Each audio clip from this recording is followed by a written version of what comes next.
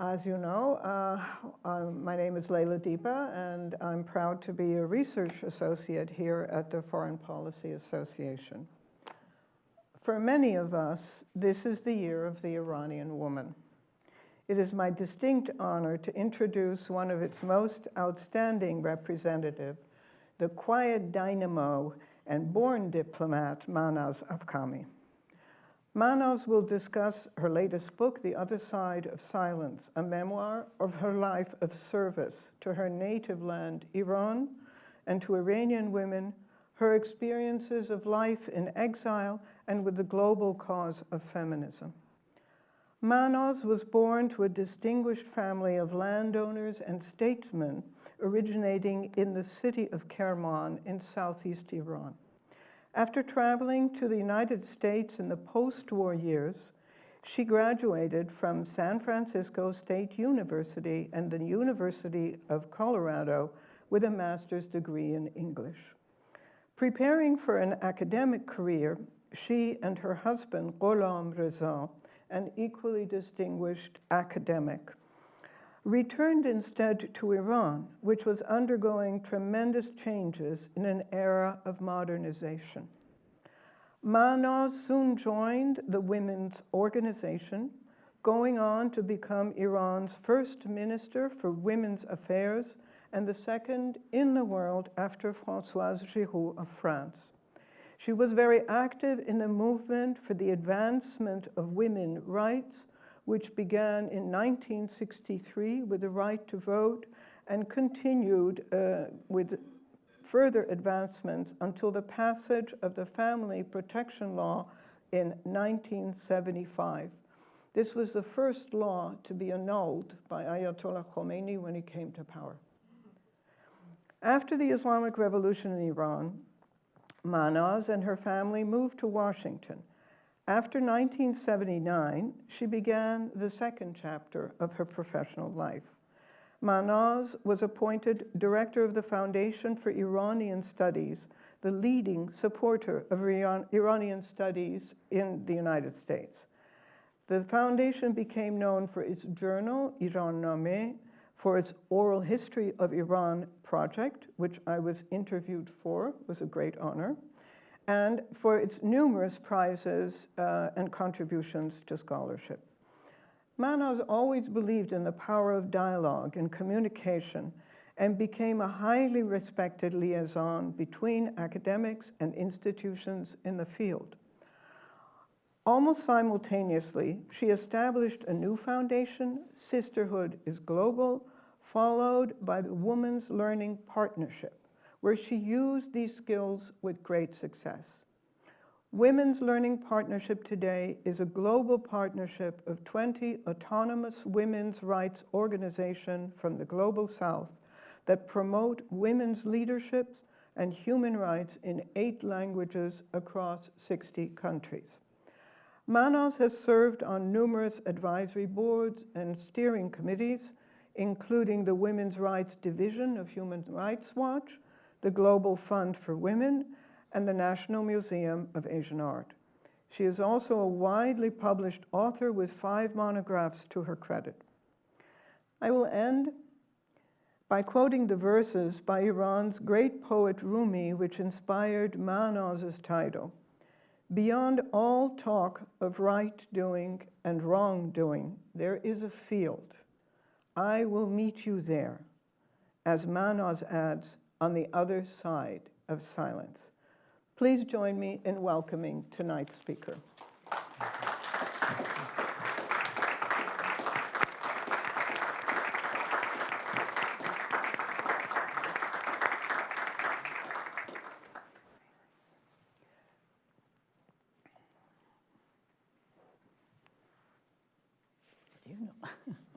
So welcome, dear Mahnaz, and this is such an opportunity for all of us to hear your voice and the voice of Iranian women. So I will just be here to prompt you a little bit in your talk, and perhaps we could follow a little bit the order of your book, and begin with your early childhood and early life, which is so movingly described in your book, and in which already you see the roots of your feminism growing in that period because of your unusual family. So, thank you so much, Leila Jan. Can you hear me? Yeah, good. It's lovely to have this conversation with you, especially. It's very inspiring. I was a very lucky person. My childhood home was a very, to me, a very interesting and beautiful place. I love the desert, and it was a desert area in Kerman. And yes, see, I thought so. Let me see.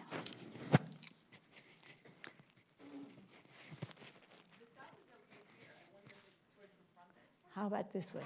Is this better? No? Not better? yeah, What should we do? just speak a little louder. Okay, I'll try. I'll try. Okay, so I was talking about the beautiful desert where I was born. And it was sort of an agricultural family.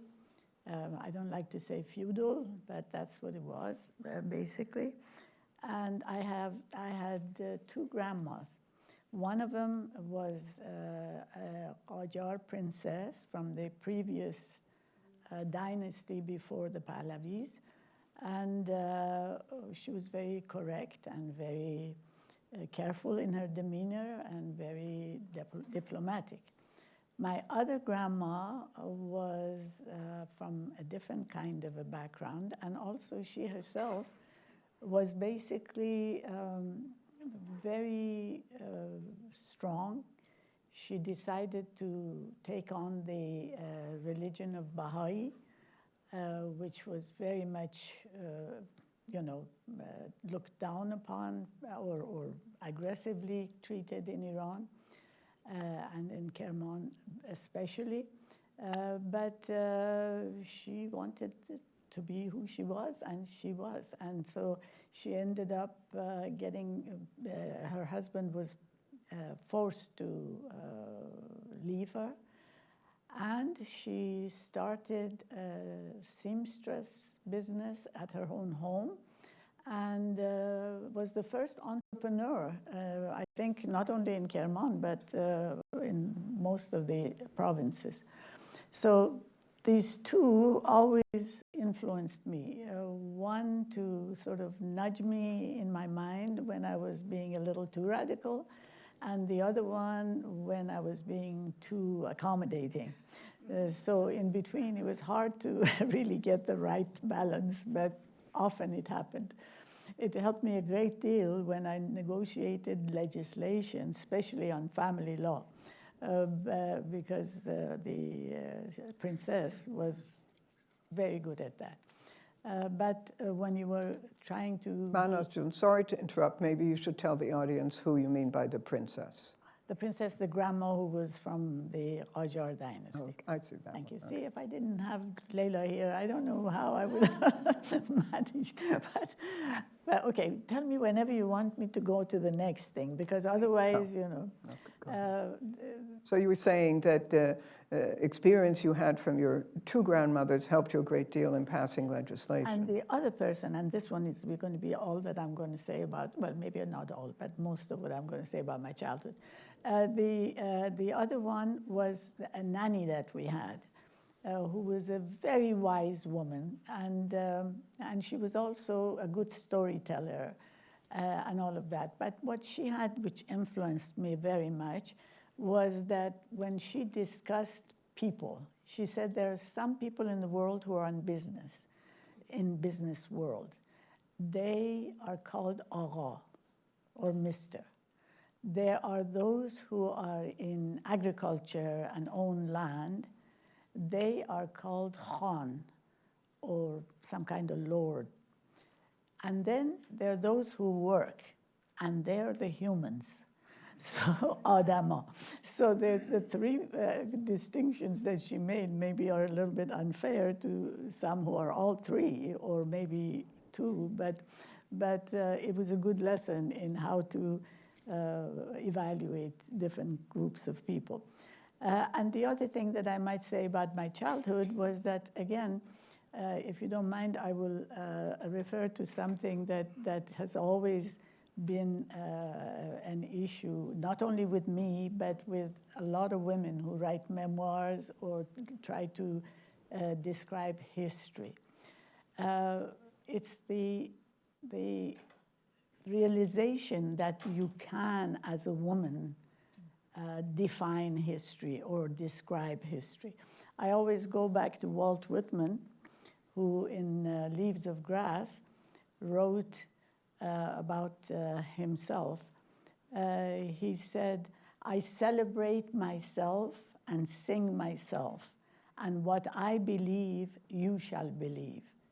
Now that is something that I don't know any woman to be able to say that with real belief and real determination. And so we who try to describe history or a piece of history, no matter how close we were to it, how much access we had to it, somehow history seems to be somebody else's province and not ours. And that's something that I hope we will all do. It's so important, our version of history. So anyway. Yes, no, thank you, Mahnaz. That's hopefully changing, and that the women's role in history with books such as yours will be increasingly recognized, especially in non-Western and developing countries. But let's go back to your formation, if we may, and your mother and eventually you and your siblings moved to California in the post-war period. Would you talk a bit about that time in your life and how actually it led to your eventually returning to Iran instead of continuing here with an academic career here? Yes, it was really, you know, one of the other characteristics of the life that I led was a lot of, you know, distinct types of differences in periods of life. When I was in Kerman, as I mentioned, it was a very comfortable and luxurious life. And then suddenly in America, it was an entirely different thing. Because for one thing, we were trying to make our way. And my mother had had a divorce, and she wanted to be independent, and she wanted to go to college. And I had also decided that I'm going to earn my way through college. So I ended up working at a dime store at that time, they called it. Now it's the dollar store, I think, or maybe more. I was in the notions counter. And the notions counter, I still think of it as a very complex entity, because I had no idea what these things were, you know, all kinds of objects that people came and very you know, interesting. They were very interested in what they were buying, and I had no idea what these were for. My boss was a Spanish woman, not I'm American, but from a Spanish background, and she really, I thought, disliked me. Then later I understood that she didn't dislike me personally. She disliked college students who were working as if this was you know, something insignificant that they should pass by. And she thought they didn't respect work as much as they should. I honestly did my best, but Rose wasn't impressed. So once Rose came to, they fired me. Mm-hmm. And there was no reason that they gave or anything. And Rose, I said, "Rose, what happened?" And Rose said, they will hire you back again. They just don't want to pay your holiday. And I said, well, what does one do? And she said, I don't know about you.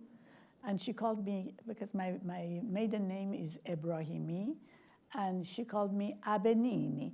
And she says, Abenini, I don't know what you would do, but others would go to the union. And I didn't dare ask her where the union was, but I did go. I found out where it was, and I went there.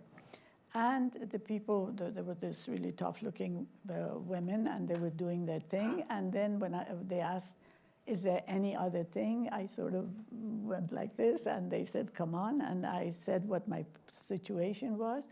And the woman put her arm around me and said, we won't let that happen. We'll take care of it. And she did. Not only she did, but the guy who was the head of this shop, this big store, he never talked to any of us. But from then on, every other day or every other week, he would come over and he says, is everything okay? Do you have any problems? And of course, I said, no, things are fine. Go away. No, I didn't, of course. Sorry. Wonderful. So in those years, you were starting a family and obtaining a degree in English literature. Yeah. Impressive achievement, as you said, without the benefit of the luxury of nannies, etc. But then you and your husband, Ghulam Reza, decided to move back to Iran. And that led to an incredible period in your life in which you were able to be, I think, have an amazing impact in the lives of Iranian women. So please talk about what happened when you went back to Iran and the various positions that you held there until 1978. Actually, first I was teaching because I'd studied English literature, and that's what I loved, and that's what I wanted to teach. And my students were wonderful, and they were so excited about all these stories. They spoke English very well. I used the same books that we used in the United States over there. And, but then they had issues with what we were studying in the sense that they understood Jane Austen, for instance. They liked the fact that the women had more leeway and more possibilities than women in their own area. But they also were very curious about how to get those rights and those possibilities. And I'm not saying Jane Austen's period possibilities, but more modern ones. But they thought that they wanted it in a way that would also keep some of the things that they had already, some of the traditions, some of the cultural context and so forth. And this was a very good lesson for me, because this was something that even now, after I don't know how many years, it's part of the essentials of our women's movement globally. That is, everybody seems to, wherever you go, and heaven knows we have traveled all over the world and sat and spoken with all kinds of women in different areas of interest. But they all want the same things. Nobody says, I don't want this right, or I don't want that law, which is positive. But they want to relate to it in a way which is contextually and linguistically appropriate for them. By the way, Leila June, we have 28 languages, not 8. 8. Even the UN has 5, you know. So we have 28 languages, and that's what we're so proud of, because we can accommodate the texts that we prepare and make it culturally appropriate and in the right language in each of these countries. We don't do it, you know. Sometimes I take some of our manuals, and I don't know whether it should be right side up or left side right. But the people on the ground do that. So that was when we started the Association of University Women. And here I'll try to be a little bit quicker on this. I'm sorry, I know I'm taking too long. But when we had the Association of University Women, the most important thing for our colleagues the young women, was that they wanted to see how to deal with modernity, how to deal with change.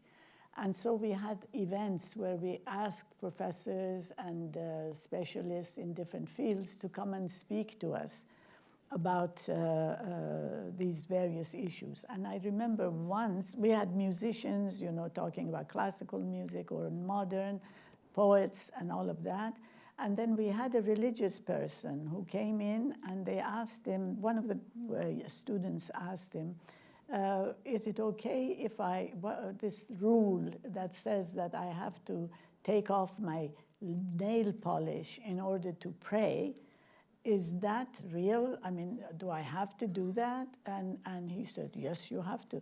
And she said, what does that mean, that if I don't take my nail polish off, my prayer is not relevant or accepted?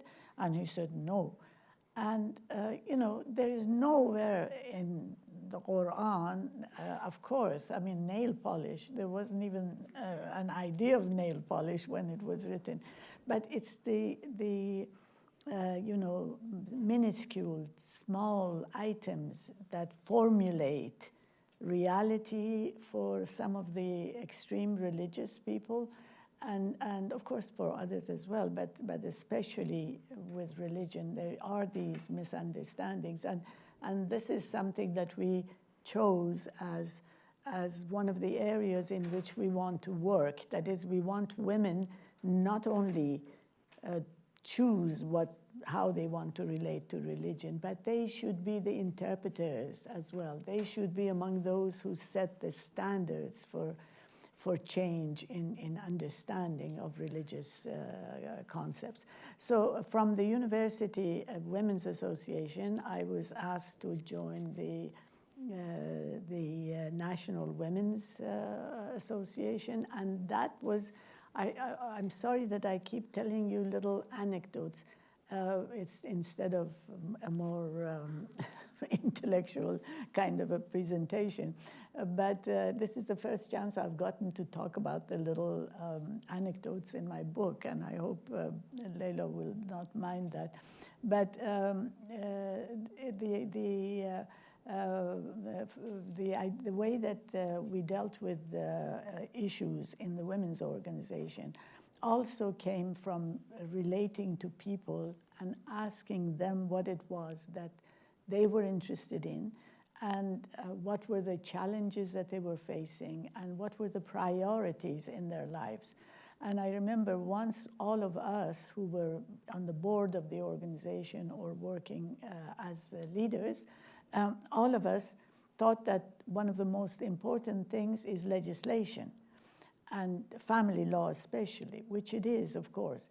But I remember once we were traveling all over the country and asking people whether they were in factories or in you know, other agricultural workers or education, people who were engaged in education, asking them what the challenges were. And when we were asking about family law, the woman in the factory that I was talking to in Isfahan kept saying how much she was paid. You know, I'm getting paid 25 tumans, and that's not enough. And we kept saying, wouldn't you like to have a right to divorce? You know, then you would be, you know, having that particular freedom. And she said, yes, but what's the use? Because if I have the right to divorce, but then have to go to my father's house instead of my husband's, what good is that?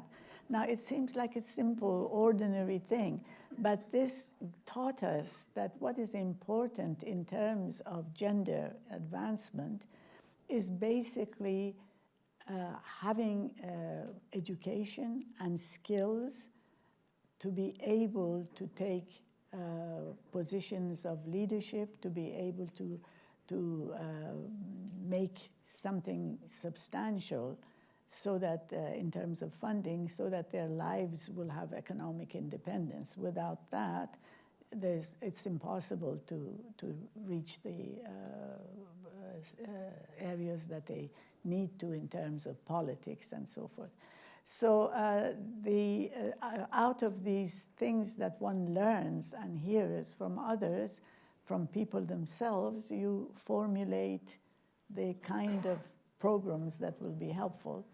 And this is why we originated a number of centers throughout Iran. There were 349 branches and 120 centers where women were taught skills, and they were educated, and also learned how to find jobs. And also, we did substantial support, both legally and also in terms of childcare on the premises of the workplace, so that people wouldn't have to leave their child on one end of the city and then go work somewhere else. So all of that was the kind of thing that the women's organization was very much involved with,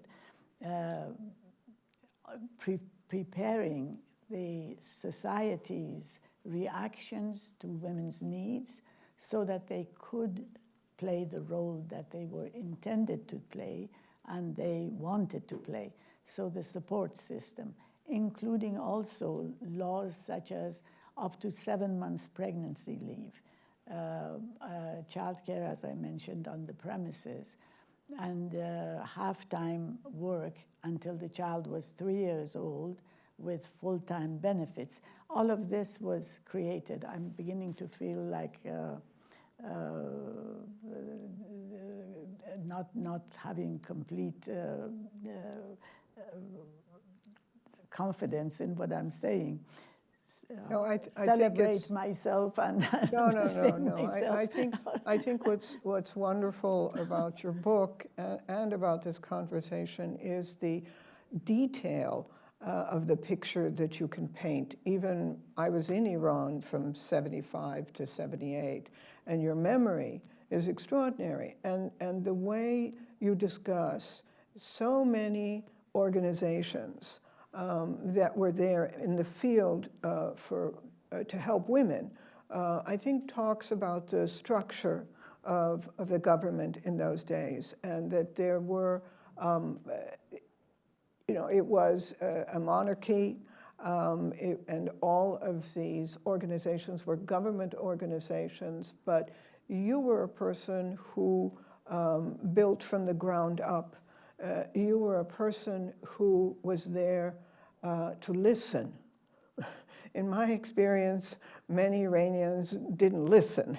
They were not good at that. They were good at talking to you or at you, but not at listening. And I think one of the secrets of your success has been this ability to really listen and to be genuinely interested in the stories of these women in order to create policy. So I think we all appreciate this fleshing out of the history of that era that is probably, I think, needs to be understood much better. And so your memoirs, your memories, which are so detailed, and I understand based on, you kept a diary. I remember you gave the exact description of one of the meeting rooms at the UN, down to the exact placement of the chairs and the furniture. So your bona fides are excellent, Mahnaz. But I do think it is important to hear the detail. And all the more remarkable because after accomplishing so much in an era, as you point out in your book, there were no NGOs at that time. That came later. So this was within the structure of the government that Mahnaz accomplished a great deal. And she had to navigate between the radical left and the radical right. And these two forces, navigating between these, not to mention, a certain misogyny in the Iranian leadership, where often you were probably the only woman in the room. It's complicated, right? But it's better to think of Iran in those days as complicated than simplistic.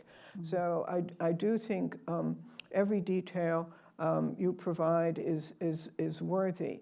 I think I'd love to hear more about how you were catapulted to become the Minister for Women's Affairs? What led to that decision on the part of the government to include that? I think what happened was mostly that the 1975 conference in Mexico, the first World Conference on Mexico, it was right after the few years after the human rights, the UN conference on human rights, the first one that ever was organized. So these two supported each other and helped each other. And then the women's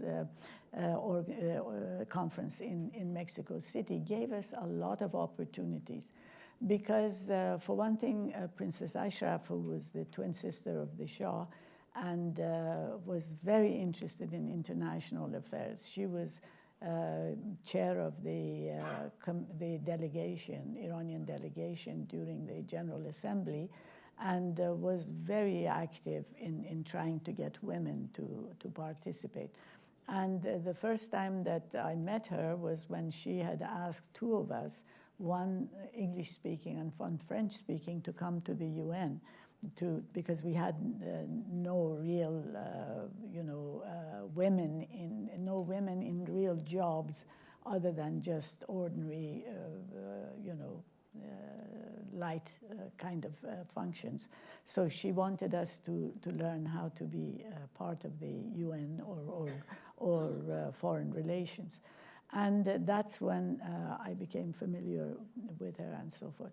So the Mexico conference was a venue for us to have a series of seminars, monthly seminars in each of the provinces, so that the women of the province would work with the governor and so forth to see where they are and how they have done and what are their challenges as preparation for Mexico, the conference in Mexico, but in effect just a way of using that to give visibility and to also hear what women wanted to say.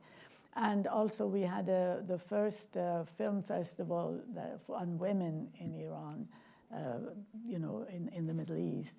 And so there was a lot of awareness of women's rights, and also a lot of awareness of areas that women were interested in.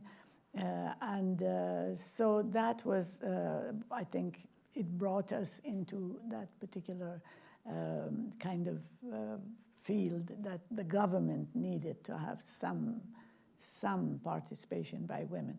And of course, Françoise Giroud, who was the first woman ever to be Minister of Women, she was from France. She came visiting Iran, and she was very impressed, and she also spoke about it. And I think these must have been the reason, because I can't figure out how else. We had been thinking about a position in the government, but we didn't quite know what position. We knew that in order to be able to implement some of the programs that we were interested in, you had to have access to power, to knowledge, to information, to budgets, and so forth. And we didn't know quite how or what.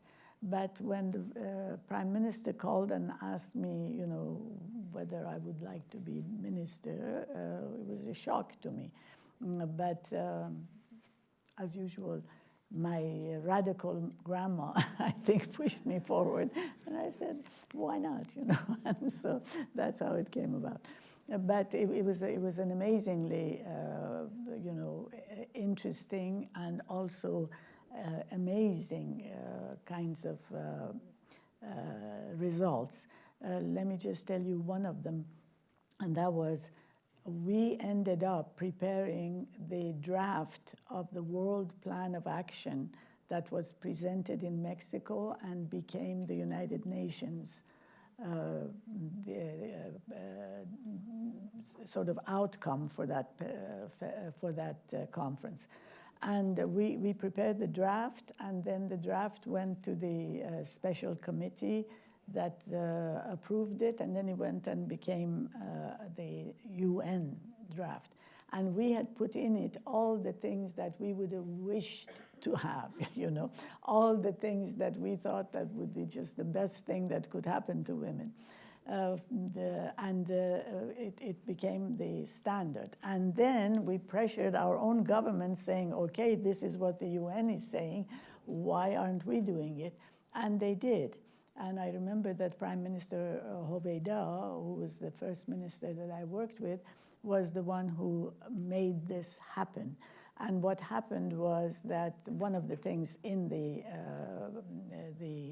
document was that there should be regular interaction between 10 ministries and the women's organizations so that we know what it is that women need. For instance, the Minister of Agriculture, Labor, Welfare, Education, Higher Education, all of these had to have their representatives at the decision-making level in conversation with women to make sure that if agricultural improvement is coming about for men, scientific changes and all of that, the women would be included in everything, basically. And that was something that has really never completely replicated anywhere. That is, 10 ministers under the direction of the prime minister would meet once a year to go over what has been done with regards to the participation of women.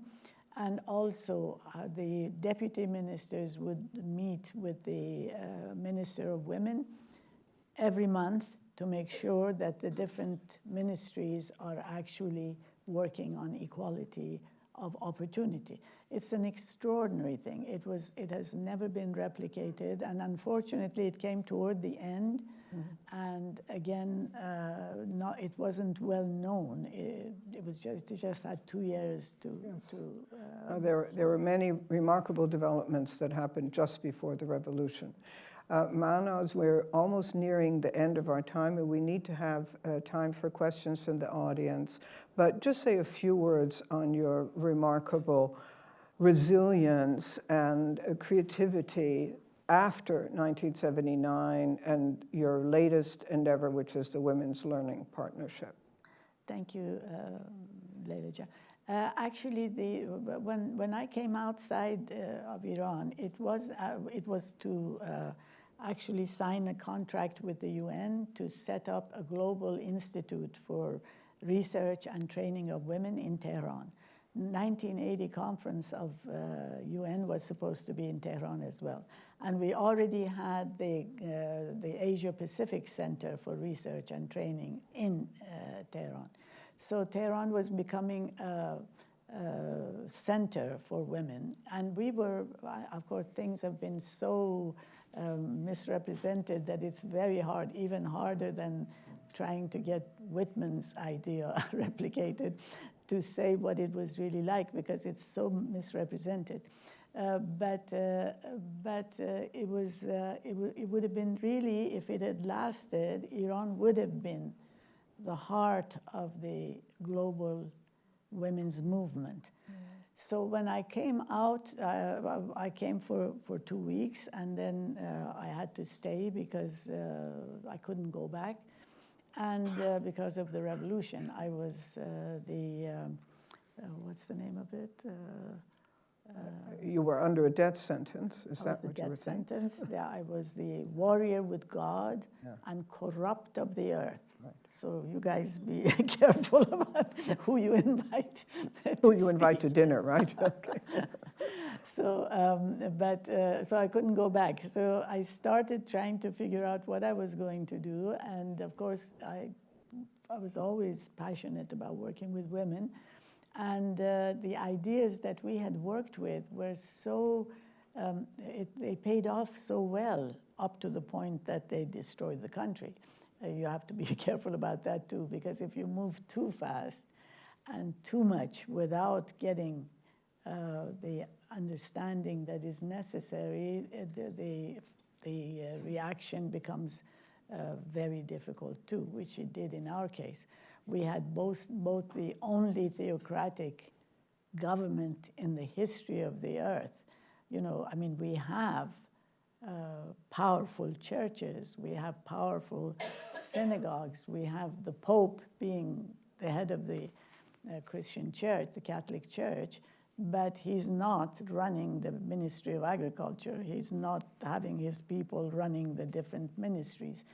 Iran is the only place that is that ridiculous. And I want to, if you don't mind, to say this about what has happened with the revolution that is now happening. We had that, we had the only theocratic revolution that in 1979 that destroyed our country nearly. But at the same time, we now have the kind of revolution that we need everywhere, really, because these are the women who are trying so courageously to do the right thing. They're not violent. They're not name-calling. They have the simplest, most acceptable slogan for the whole world, not just for Iran. And they're working with men. This is the thing that personally, if I have one thing that I wish were different in our feminist movement in the West, I would think it's the fact that we keep men out. You know, we are half of the population of the earth, training the other half of the population ourselves. And what are we thinking about when we think that our responsibility is only to the reproductive part of our life? Can I just say a little anecdote? One more. Then we have to give the floor. One quick one. Okay, when we were in the Soviet Union, and we went everywhere. We went to China under the Cultural Revolution. We went to the Soviet Union. We went to India. We went to Middle East, Africa, everywhere to learn, you know. When we were in the Soviet Union, there was this Minister of Health, and we had a translator. And the translator, when talking to the Minister of Health, didn't think of reproductive rights. So she looked at me and said, Her Excellency is talking about this here domestic economy. So it just so happens that we as women are constantly talking about this here domestic economy. Okay, they've been mean, some people have been ugly, some people have done the wrong thing, but we contain all minorities, we contain all geographic areas, we contain rich people, poor people. We need right now to come out and help change the structures that lead us to war, lead us to destruction of the planet, and all of that. And we really have to snap out of these silos and do that. And the Iranian women are really doing it. And I'm so proud. And we did it. Yes. I mean, we did it. Yes. They are following the directions that were come about through collective decision-making and sharing of knowledge and learning. And they have made a change in the global system. Mahnaz, thank you so much for that inspiring talk. Thank you. Thank you very much. Can I ask Matt to come up? Matt Barbari, you were going to come up and lead the Q&A? Matt is not here right now. For the Q&A, we're going to open the floor, and we will. Okay. And please ask that you raise your hand, and then we'll bring a microphone over to you, and then you can ask your question. Do you have someone here? I just was curious, how did you overcome the death threat or the death sentence? I didn't overcome it. I was always petrified, you know. When we traveled, for instance, in the Middle East or in Europe especially, because they killed something like 3 or 4 of the people from the universities who had done research for us, they killed them. They killed a number of people who had been active in different ways in Iran. with the previous government or with civil society. It was a petrifying thing, you know. I remember once we went to for the Conference on Human Rights, and I was supposed to speak, and they told me don't speak because, you know, you can't, you don't know who. It was in Austria, I think it was. And you know, it was really a danger, you know, you never knew. And I remember the head of our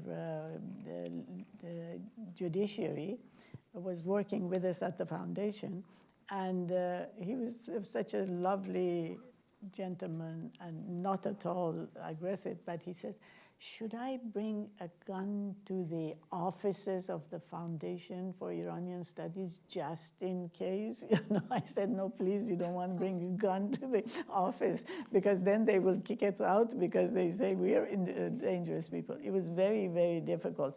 It became much better, especially in the United States later, because they didn't dare attack people in the United States. But traveling, it's still, in the Middle East, it's still not safe. You know? Yes, there's a debate about the effectiveness of the sanctions that the United States and other Western nations have put on Iran. Some people feel that that is a justifiable way of showing dismay at the human rights situation there. Others feel that it affects ordinary people but doesn't reach the elite decision makers. How do you feel about that? I think that I agree that the sanctions should be focused on the military, on the clerics who are in charge, on the government, and there is enough, you know, ways of doing it that will be effective in hurting those in power, rather than, you know, limiting the possibilities of the ordinary people. So there should be some judgment in what kind of sanctions and who does it hurt, you know. I think that would be very good. But one thing is for sure, that the kind of public support that the women have gotten, and then it's not just women anymore, it's men and women now. The kind of support that they've gotten has made a lot of difference in terms of making the government aware that they can't be as horrifically violent as they have been. But sanctions are good, but they have to be carefully put in place. We have time for one more. Does anyone have a final? Ms. Afkahmi, it's an honor to listen to you here. I'm one of those Muslim women who choose to pray with the nail polish on, so I wanted to ask you a question. So I'm Turkish, and I was trained by an Iranian professor when I was Harvard. You remind me of him, Professor Soroush. Do you see any similarities in the patterns of what happened in Iran with what's happening in Turkey? Because Turks and Iranians are very similar, maybe much more similar than Turks and Arabs. So I was wondering if you had any experience during your, you know, duty as a minister. What's your current feeling about that? Thank you. Yes, actually, Turkey is one of the countries where we have a wonderful organization, and they have about 100 co-ops. They're working on economic independence for women. And it's unfortunately going the wrong way very fast, and as you are, I'm sure, worried about it, it's really frightening. Actually, right now, what we have started is a new project called Opening Closed Societies. We're trying to get to help people to be, you know, make civil society organizations that have powerful and can mobilize people more. We're now focusing on Afghanistan and Iran, but we'll be getting, unfortunately, other countries. Turkey is still not quite as bad, but unfortunately, it seems to be moving in that direction. And we should all, you know, really be very, I mean, all gentlemen and women and ladies, we should really be a little bit more concerned about the turn of events in terms of autocracies and the kind of governments that are coming to power. And unless we really have a new vision about how to structure our behavior, it's getting worse and worse, unfortunately. So I hope you don't, but if you do, we're there.